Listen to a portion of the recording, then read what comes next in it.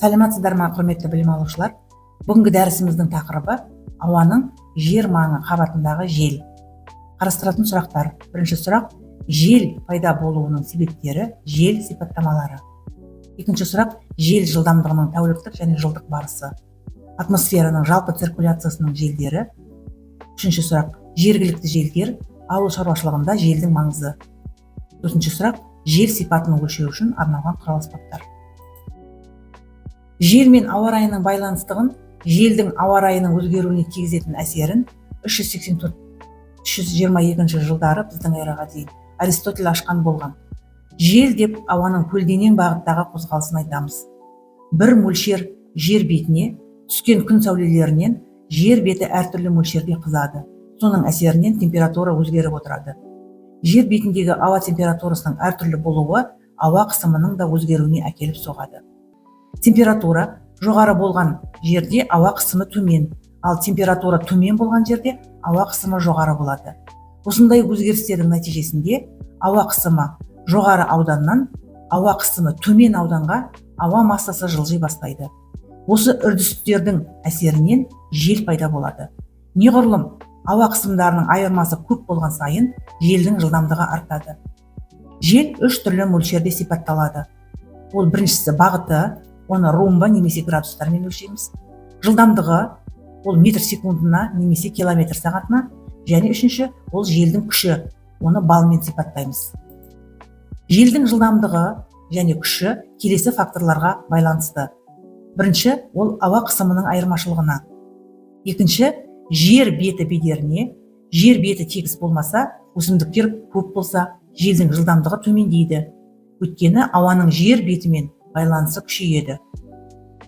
Жыл уақыттарына, айларына және тәулікке байланысты қыс айларында желдің күші, жылдамдығы артады. Өйткені қар жамылғысы арқасында жер беті тегістеледі. Күндіз түске жақын желдің жылдамдығы түнге қарағанда артады. Өйткені температура және ауа қысымы айырмашылықтары артады. Үшіншісі фактор, ол жердің орналасқан биіктігіне. Теңіз деңгейінде биіктеген сайын желдің жылдамдығы артады. Желдің түрлері. Желдің тұрақты және ауыспалы бағыттарда соғатын екі негізгі түрлері болады. Тұрақты бағытта соғатын желдерге циклон, антициклондар және антипассаттар жатады. Циклон дегеніміз ол ауа қысымы төмен жерлердегі желдер жиынтығы. Бізге белгілі атмосфералық қысым барлық жерлерде бірдей емес. Бір жерлерде, мысалы облыстарда төмен болады, ал бір жерлерде жоғары болады. Осы атмосфералық құбылыстар картада изобар сызықтарымен белгіленеді. Изобар дегеніміз ол атмосфералық қысымдары бірдей жерлерде көрсететін сызықтар. Изобары сызықтары жоғарыдан қарағанда дөңгелек сияқты болып көрінеді. Олардың радиусы 1000 километр айналасында болады. Бір жағдайда ең төменгі ауа қысымы циклонның ортасында, ал сыртқы қарай қысым көбейе бастайды. Нашар циклондарда, антициклондарда ортасындағы ауа қысымы сырттағыларға қарағанда аз мөлшерде өзгереді. Ал кейбір циклондарда ортадағы қысымы сырттағыларға қарағанда аз мөлшерде өзгереді. Ал кейбір циклондарда ортада қысым өте төмен болып кетеді. Мысалы 950 миллибарға дейін. Сонымен ауа қысымы төмен аймақтарда орталық пен шет аймақта қысымының айырмасы пайда болады. Ең төменгі қысым орталықта болған соң, ауа массасы шеттен ортаға қарай жылжиды. Орта кездескен ауа массасы тік жоғары көтеріледі де салқындайды. Осындай үрдістердің әсерінен атмосферада бұлттар пайда болып, жаңбыр жауады. Антициклон дегеніміз ол ауа қысымы жоғары жерлердегі желдер жиынтығын айтамыз. Карталарда антициклондар изобар сызықтармен белгіленеді. Ал циклондардан айырмашылығы ең жоғарғы ауа қысымы орталықта, ал сыртқы шетке қарай қысым төмендей бастайды.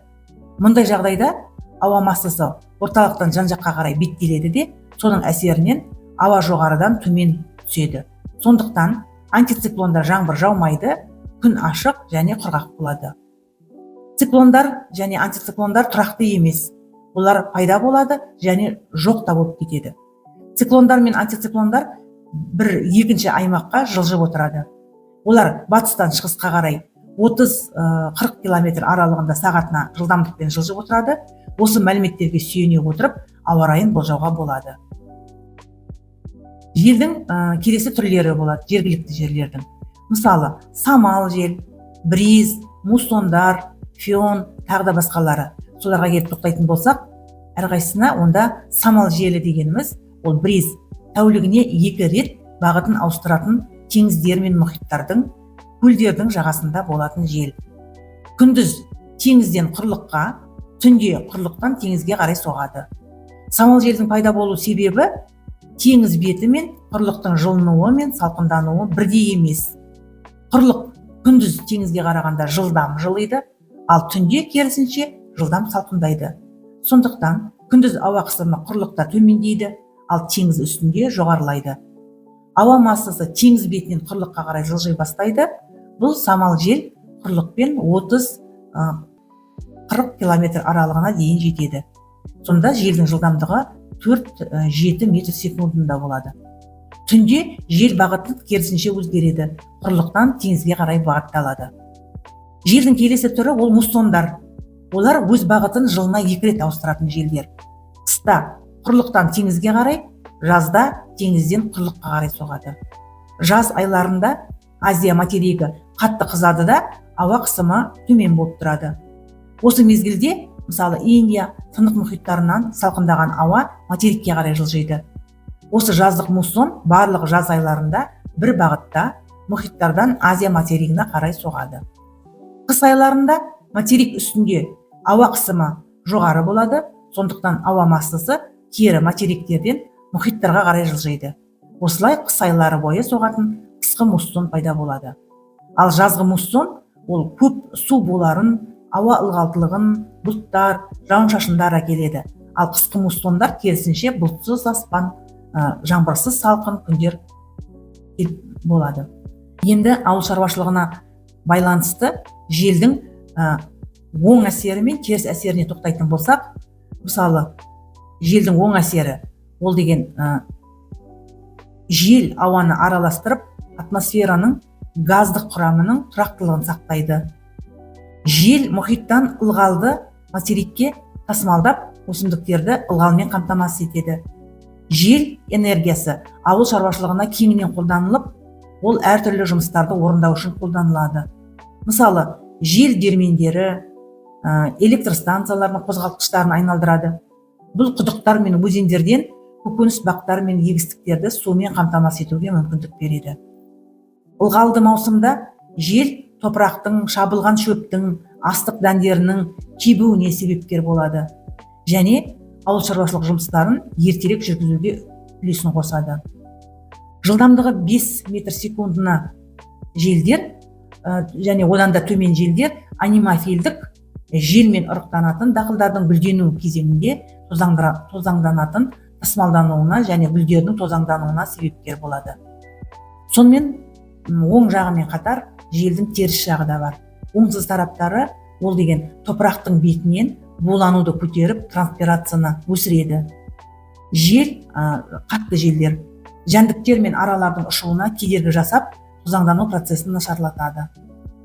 Күшті желдер дақылдардың жатып қалуына себепкер болады. Өсімдіктердің жапырақтарын жыртып, гүлдері мен жемістерін шашады. Астықты жинауға кедергі жасайды. Және де топырақтың жоғарғы қабаты кепкеннен кейін жел эрозиясы бас көтереді. Жел және арам шөптердің тұқымдары мен зиянкестердің бір танаптан басқа танапқа ұшырып апарады. Дақылдардың пісу кезеңінде күшті және қатты желдер дәндердің шашылуына себепкер болады. Мысалы деген құмай деген, тары деген сияқты дақылдардың шашылып қалуы мүмкін болады. Қыста жел қарды танаптан ұшырып әкетіп, жарлар мен ойларға апарып толтырады. Ал жаз айларында жел ауа мен топырақты кептіріп, құрғақшылықтың негізгі себепкері болады. Енді желдің негізгі сипаттамасы ол желдің бағыты, жылдамдылығы және жылдамдылығының кенет өзгерісі. Желдің бағыты болып, оны үріп тұратын тарап саналады. Желдің бағыты 8 румба бойынша белгіленеді. Ол солтүстік румбтан бастап сағат тіл бойынша градус арқылы да белгіленуі мүмкін.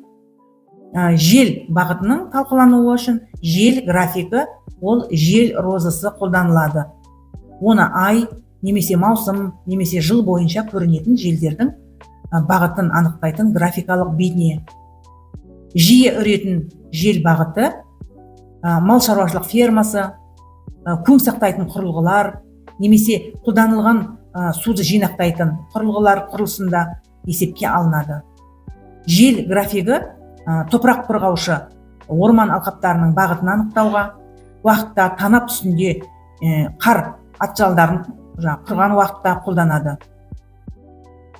Румбалардың белгілеу үшін жер шарының бас әріптері алынған.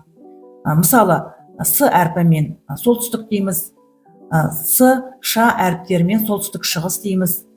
Я болмаса, СС, Ш деп айтамыз, онда солтүстіктегі солтүстік шығыс деп айтамыз. Осылай 8 бағыт бойынша өздерінің бас әріптері бойынша белгілеуі бар.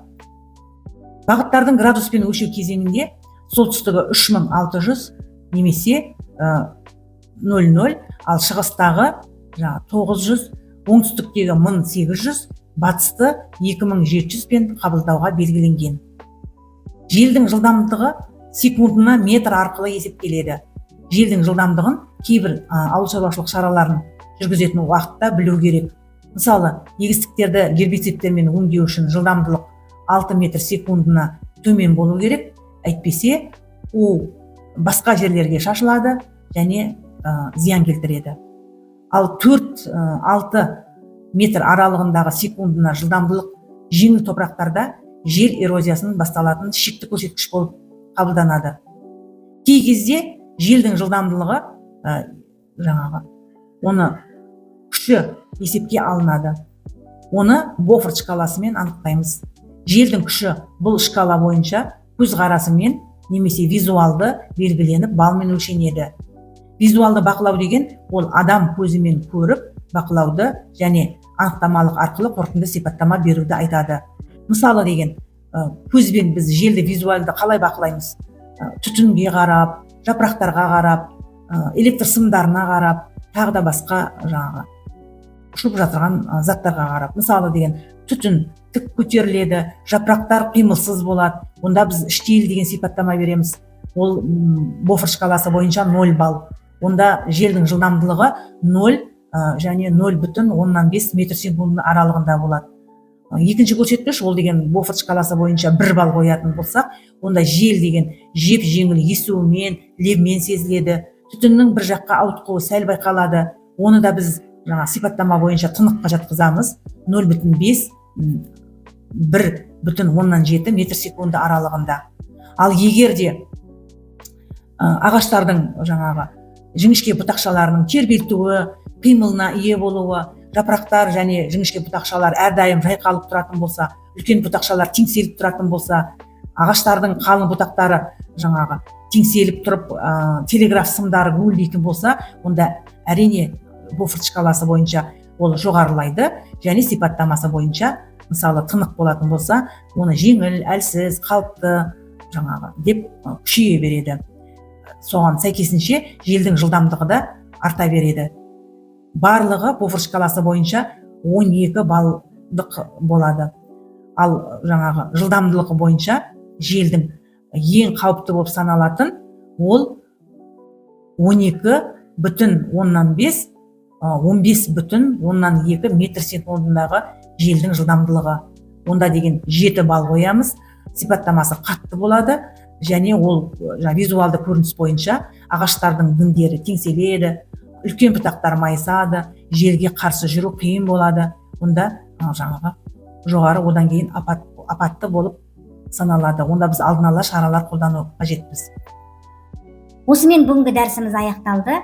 Келесі слайдта бақылау сұрақтары берілген, жауап беруіңіз сұралады.